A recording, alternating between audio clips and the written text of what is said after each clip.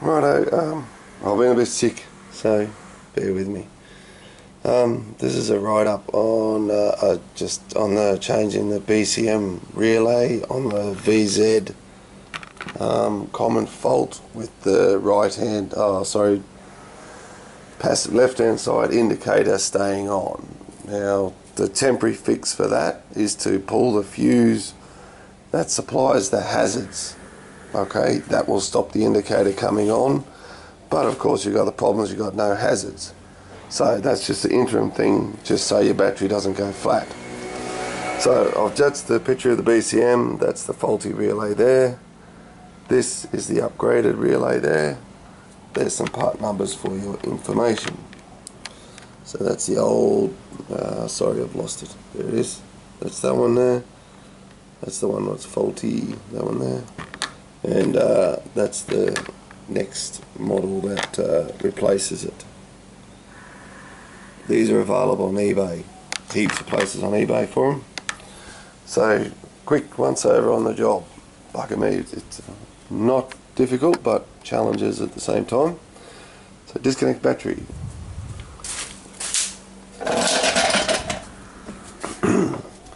Right, under the kick panel you've got we're just above the accelerator. This thing sits up there like so. So there's two little of these types of screws. Sorry, wrong one. This one.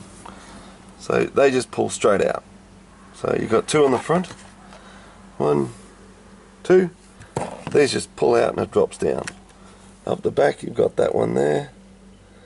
Now once you get the two out, that just slides out. So you don't need to undo that funny looking screw there. No need to do that. Just pull it out and it comes out. So next thing you do is up under there, you disconnect all the cables. There's little pull lugs on each of the cables. So you just pull out the cable. There's 4 or 5 of them, I think. The next step, you've got a little scrivet, which is this. Yeah, that'll be up under there. It is not a screw. It's not for unscrewing with a screwdriver. A scrivet, you just get a flat tip. Just get a flat tip and you just lever it out like that. Or if you've got a scrivet removal tool, use that, which is basically a fork screwdriver. So that one sits about up under there, okay? You have to sort of get your head right under there to remove it. Now next thing you've got to do is reach up behind the BCM. There's two little levers. I'll show you a picture what they look like.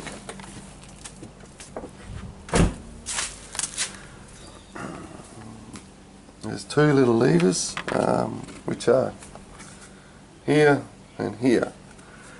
Now looking at it as if this is underneath the car, it looks like that. Zoom's gone crazy, hang on. Oh, I've lost my place. That like that. So what you do is you got to pull downwards. Do not push them in. In will not work. So when you're looking at it, you got your hands up the back of the kickboard. Sorry, back of the we're underneath, right above the accelerator. You put your hand right up like this, right up the back, and then you get your finger on top, and you pull it downwards. Okay, that'll pull it out. Now the one on the other side is pretty well impossible to get to unless you got kids' hands. So all I did was gave it a bit of extra yank and it pulled down. So whatever, my hands are too big to get to it. I couldn't get to it. There's looks like a heater duct that sits right above it, so then there's no tools. So just give it a bit of a yank, it comes down. So you end up with the box like that. You got these little lugs that all the way around it. 1, 2, 3, 4, 5, whatever, that just pops off, that's nothing.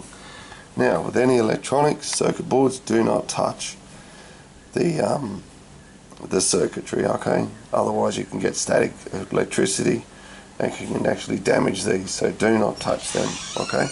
The integrated circuits, just don't touch them, okay? That's your relay you want to do. So parts, you need a new one of these. You need a soldering iron, which works. I think that's worked, that's hot. You need some solder, get the good stuff if you can. If you can get one of these little sucker tools, you use that.